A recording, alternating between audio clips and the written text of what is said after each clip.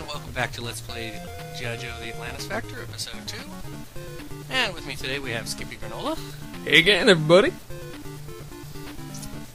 And today we're going to show off our newest recruit, Storm Shadow, the former Cobra ninja. Storm Shadow, the dang old ninja. Yeah, and just wait, you know, and I'm showing off we also got a new weapon now.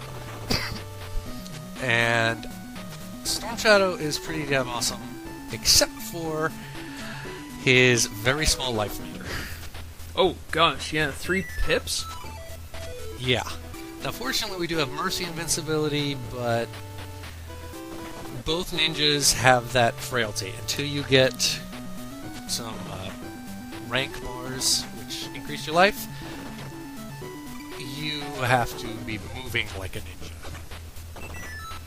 Unseen. However, I do show off that this is the guy with the second highest jump in the game. Yeah, holy. I just haven't had any reason to show off the height of it. Yeah, there we go.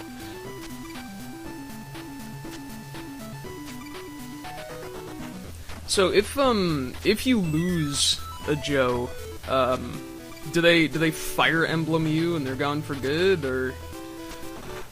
They'll come back after a couple stages, but they're unavailable until then. Oh, okay. And later on, we do get a support recruit that lets us revive wounded Joes. You know, once you're out of life, it says wounded and they're no longer selectable in the stage. Oh, I see. Yeah. And then it's game over if you lose all your Joes, I suppose. Yes, if you lose all your selectable Joes in a stage, game over, and continue or end. I saw that screen a lot as a kid until I figured it out. Well, this is a Capcom platformer, so that's not surprising. Yeah, Capcom was good at that. Yeah, they made hard games, man. Oh yeah, but you know, once you actually figured it out and you got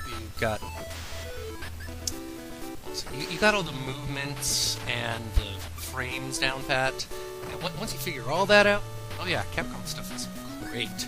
Heck yeah. You'll be seeing me switching a lot underwater, but that's mostly just because, you know, no point in losing life if I don't have to. Yeah, for sure. So what you're doing with these stages is just kind of trying to maximize your levels and spread them out so everyone's good. Oh yeah, totally. Plus, you know, since we did just get Storm Shadow, he needs a little love. Yeah, he's up against a boss after this. Oh boy. Not in this stage, but the next arena he's facing down a boss. So I notice you're leveling up Storm Shadow's gun a lot. Is that just because he has such little life you don't necessarily want to go melee? Yeah, he doesn't get his... He and Snake Eyes get ranged attacks on level 2 melee. It's just until then, they are incredibly vulnerable. I see. And I gave Hawk that life up because there are 2 in the upcoming boss stage. So, you know, Storm Shadow gets those. Oh, that's nice. Yeah, a lot of calculation went into this one. So it kind of feels like you've almost perfectly optimized what you're doing here. Pretty much, yeah. It's like, you know, I actually did some practice runs long before any of these videos, and I would not exactly memorize, but I would, you know, remember, like, okay, this stage, yeah, you want to do this and this and this. Just, I guess, you know, in the name of efficiency. Mm-hmm. Yeah. And I'm going to show off every stage in the game. Yeah. Let's see. Dang, I was gonna... Oh, yeah. The funny thing, for those gun emplacements that Toxic Vipers are shooting at, I've looked through, like, every single file on yojo.com, you know, every bit of equipment, everything, except for maybe their backpacks. No such equipment exists in the toy line. Really? So I'm trying to figure out, like, yeah, what are they shooting from? You there are these gun emplacement things, but none of them look like that. Because if you look at them, they look kind of like some sort of frog face or something. Yeah, they almost look like a slot machine or something to me.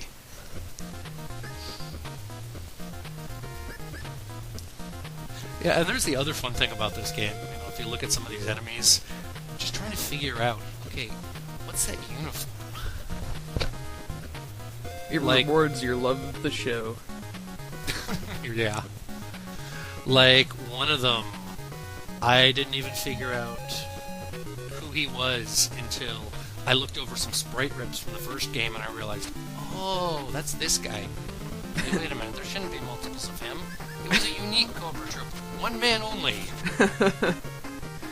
And did you see the dick move they just pulled off right there at the beginning of the stage? Yeah, that was rough. Rough chuckles. I would always get zapped by that as a kid. I just kept forgetting it. Ouch. And that was one of the more ridiculous Cobra vehicles. A pogo pod. Right. Like I said, I'll be putting pictures of all this stuff up, with a little brief description, and once you see it, you're just gonna laugh, because some of this stuff is so over-the-top ridiculous. It was great. I mean, this game is cool, and I'm super happy to be part of the LP, but the pictures of the ridiculous vehicles are what I'm really here for. Yeah, there are some ridiculous ones, and it was great. I remember when I was a kid, the only G.I. Joe toy I had was this, plastic Cobra glider that was basically like a paper airplane that you could hook an action figure into and throw at your little brother. Oh, right. I remember those. Those were, like, way early in the run, like, the first couple of years. Oh, yeah, seriously. I must have got it when I was, like, 6 or 7. Yeah, I didn't get into it until I was about 9 or so, and that was only because, as I told you, but I didn't get to tell the audience yet, Transformers had ended, and Turtles was kind of going away, so it's like, okay, my mother's been trying to get me into this for years, and then next thing I know, I'm hooked on this stuff. You're just a giant G.I. Joe nerd. Completely. Meanwhile, I was there with my TMNT pizza thrower and my Ninja Turtles blimp. God, those toys. I had those. Right? I actually had those. My grandmother got them for me for Christmas one year. That blimp was awesome, man. I know, that was like one of the best things ever. I think it was the biggest toy I had for quite some time until I got the G.I. Joe headquarters. Oh, right. Man, the G.I. Joe headquarters was awesome. I still actually have mine, because I just one day, I came up with an idea. Playing this stuff, with the figures, as a tabletop role-playing game. Whoa, whoa, whoa. And yes, and the people were using it the players would be using it as a squad versus me playing the Cobras. And then I realized I also had to come up with one big rule. I don't care what version of Snake Eyes or Storm Shadow you have. Ninjas are GM only. Because with all their skills, they're kind of like a one-man tactical nuke. Yeah, that's why everyone loves Snake Eyes and Storm Shadow, because they're just like, I'm gonna take care of everything. Yeah. There was an exchange, a sequence in one of the comics where a brainwashed Storm Shadow had tried to kill Hawk, and Snake Eyes is pursuing him throughout the base. The other Joes are trying to help, and we see them in a hallway. Storm Shadow is now over their heads, and by the time they are starting to turn, Snake Eyes has already gone over their heads, and they're now down at the other end of the hall. So good. Ninjas were so mystical in the 80s. Yeah.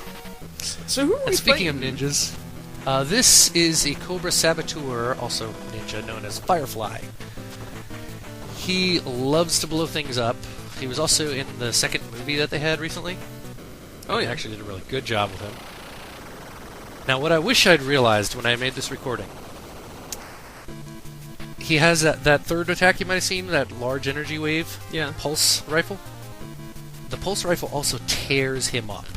Really? Like, I beat him, even though it is normally the weakest physical weapon in the game, it blew him away within about 10 shots when I used it. Wow. As Storm Shadow, because he's got the strongest pulse rifle of all the Joes. Oh, I see. Yeah.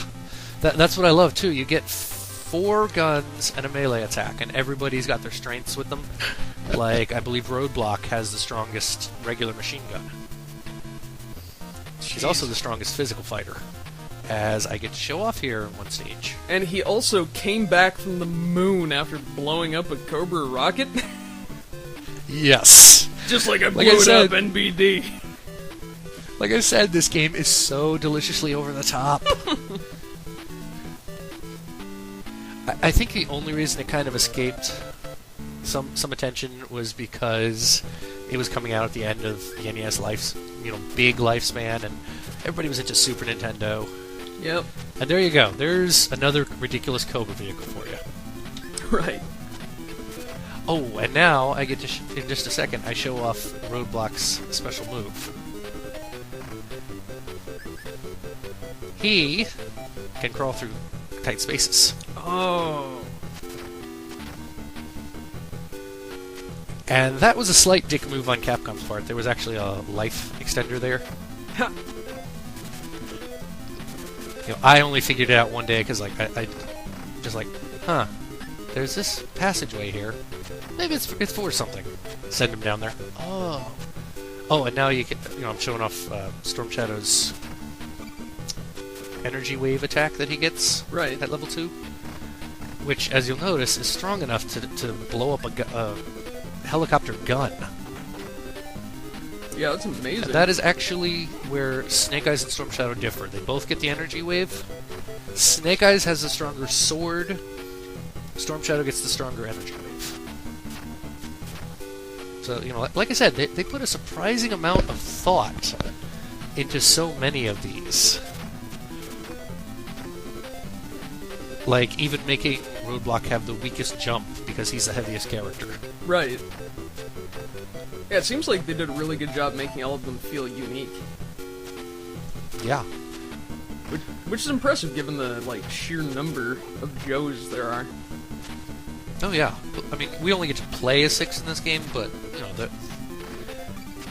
that's still actually quite a lot of selectable characters for the 90s. Yeah, that's a heck of a lot. That's a lot of selectable characters for today.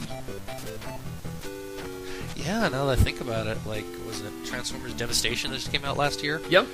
You only get up to 5 at the beginning. Mm-hmm. And the 3 new ones you get are basically reskins of 3 of them anyway. What do you reckon a Platinum-developed G.I. Joe game would be like? Oh my god, it would be amazing. Right?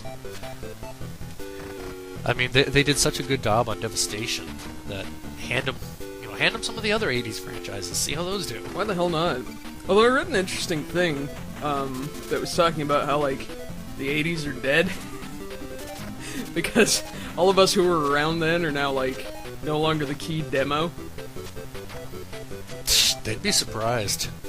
I mean, it's interesting if you look at the box office grosses, though, for, I don't know, all the 80s remakes and so forth, compared to, SpongeBob. Oh, yeah. Yeah. I remember, and I'm not ashamed to admit this, I got dragged to the Yuga movie because a buddy of mine paid for it, and there was gonna be a unique card, so I'm like, okay, fine, you can pay for my ticket. Just don't expect me not to heckle. And a SpongeBob trailer came on. Yep. I don't care that I was in my early 20s. I actually let out a bit of a small scream of terror. Oh boy. Yeah, SpongeBob is way after my cartoon watching time, that's for sure.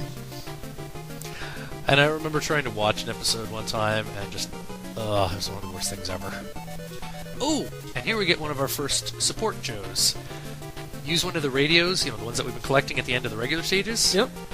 And Gung Ho brings you 100 extra rounds of ammo. Hey, nice. Thanks, Gung Ho. Yeah. And that's it for episode 2, and we will see you next time, Internet. Far out.